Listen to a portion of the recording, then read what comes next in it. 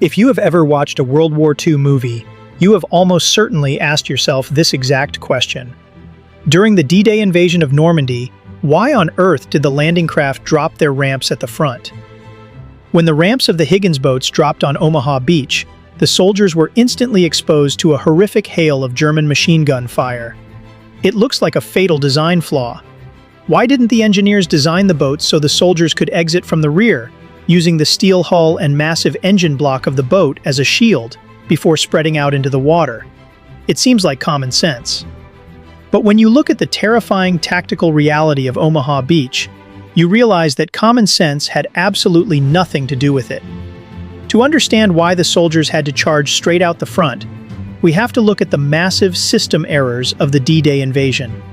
We have to debunk the Hollywood illusions, look at the crippling weight the soldiers carried, and understand the terrifying mathematical way the German army actually used machine guns. This is the brutal reality of the Omaha Beach landing. When you watch masterpieces like Saving Private Ryan, the cinematography gives you a very specific, terrifying impression. The boats hit the sand, the ramp drops, and the German bunkers seem to be looming directly over the soldiers, practically point blank. But Hollywood completely distorts the terrifying scale of the battlefield. Because of the extreme tidal variations in the English Channel, the Allied commanders had to plan the landing for low tide. This was necessary so that the Navy's demolition teams could see and dismantle the thousands of underwater mines and steel obstacles the Germans had planted.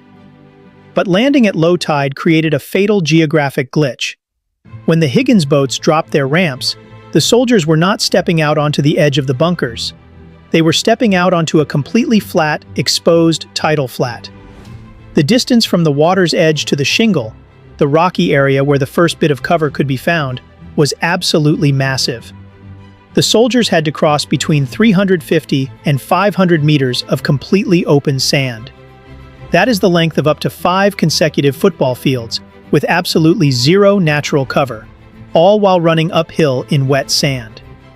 How does an infantryman survive a 500-meter sprint under heavy fire? The Allied High Command knew this was mathematically impossible. So, they created a massive cheat code. But on the morning of June 6, 1944, that cheat code completely failed. The plan to cross the 500-meter death zone relied entirely on the United States Army Air Forces. Hours before the first boat ever hit the sand, massive squadrons of heavy bombers were supposed to fly over Omaha Beach and drop thousands of tons of high explosives directly onto the sand. The plan wasn't just to destroy the German bunkers, it was to perform aggressive landscaping. The heavy bombs were supposed to churn the beach into a lunar landscape, creating hundreds of deep bomb craters. The infantry wouldn't have to sprint 500 meters all at once. They would just have to sprint 20 meters, dive into a massive bomb crater for cover, catch their breath, and then sprint to the next crater. But the morning of D-Day was plagued by low clouds and terrible visibility. The bomber pilots were terrified that if they dropped their bombs through the clouds, they might accidentally hit the Allied landing craft approaching the shore. To be safe, the bombardiers delayed their drops by a few crucial seconds. Those few seconds meant that thousands of tons of bombs sailed completely over the beach and exploded harmlessly in the empty farm fields miles inland. When the ramps dropped on Omaha, the soldiers didn't see a lunar landscape of protective craters. They saw 500 meters of perfectly smooth, unblemished sand. Even without the craters, could the soldiers just sprint across the sand? No, because they were physically trapped by a massive failure of military doctrine.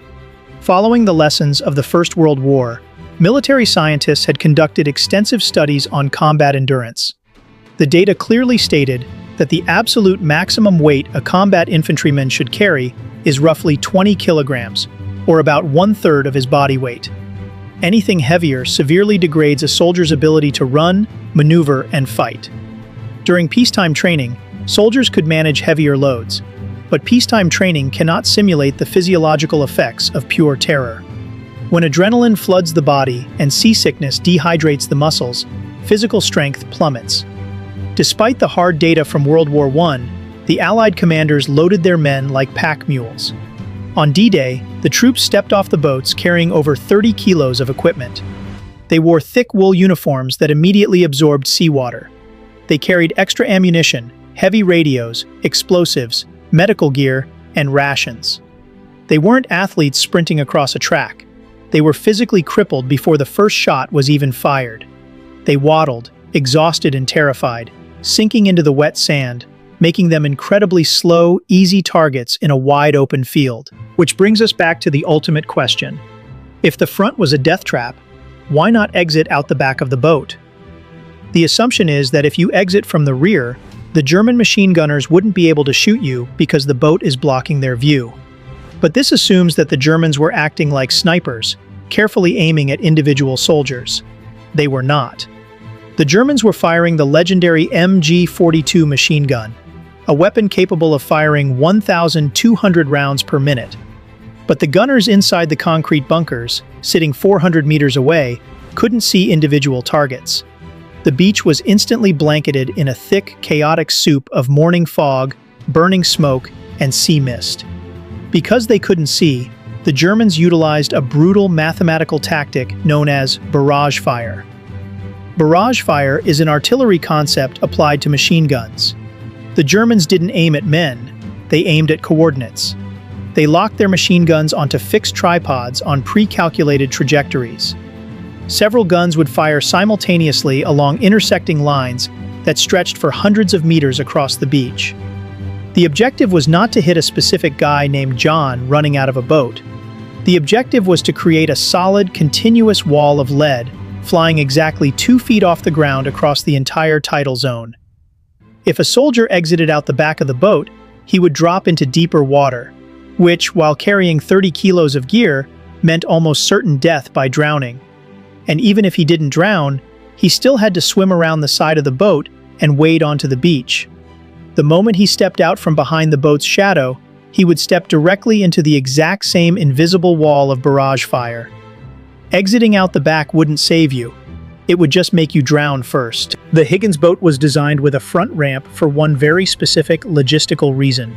It was the fastest possible way to deliver a large number of men and vehicles directly onto shallow, dry land, allowing the boat to quickly reverse and go get more troops. It wasn't designed as a combat shield. It was an amphibious delivery truck. The horror of Omaha Beach was a perfect storm of systemic glitches. The bomb craters weren't there. The soldiers were too heavy. The beach was too wide. And the air was filled with an inescapable intersecting web of blind barrage fire. The fact that the American soldiers looked at that 500-meter expanse of smooth sand, felt the crushing weight of 30 kilos of wet gear, watched the water erupt with mathematical machine gun fire, and still chose to run forward, is exactly why D-Day remains one of the most astonishing acts of collective courage in human history. If the brutal tactical realities of D-Day changed how you view World War II, hit that like button. It tells the algorithm that the gritty, unpolished truths of history deserve to be heard. Subscribe and turn on notifications so you never miss our deep dives into the archives.